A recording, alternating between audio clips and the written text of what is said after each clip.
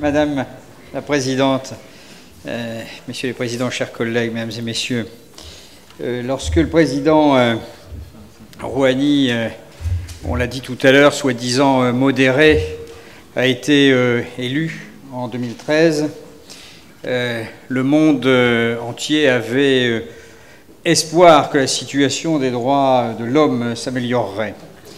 Bien au contraire, et cela vient d'être dit, mais je le redis parce que j'ai sous les yeux les chiffres, notamment de l'ONU, d'Amnesty International ou d'Human Rights, la situation ne s'est pas améliorée et l'Iran a porté le nombre d'exécutions par habitant à son plus haut niveau mondial.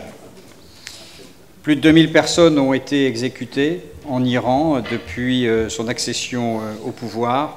C'est le plus haut record enregistré ces 12 dernières années.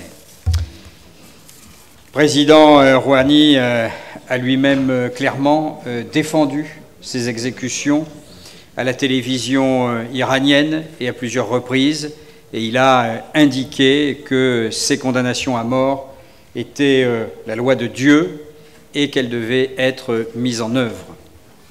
Presque tous les militants de l'opposition sont en prison aujourd'hui, sont toujours en prison. Certains ont été, vous le savez, pendus. Et parallèlement à cela, la répression des opposants politiques se poursuit en Iran et à l'extérieur de l'Iran.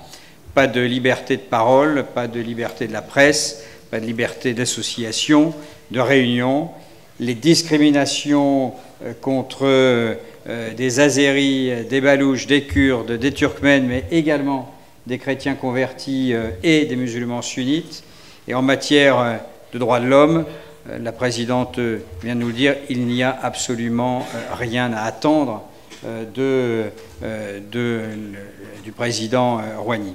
Alors, lorsque le président Rouhani sera ici sur notre sol français le 16 novembre prochain, dans quelques jours, il faut évidemment que nous soyons nombreux à lui rappeler que la France est le pays des droits de l'homme, restera le pays des droits de l'homme, et que nous ne sommes pas prêts à sacrifier ce qui fait notre identité profonde.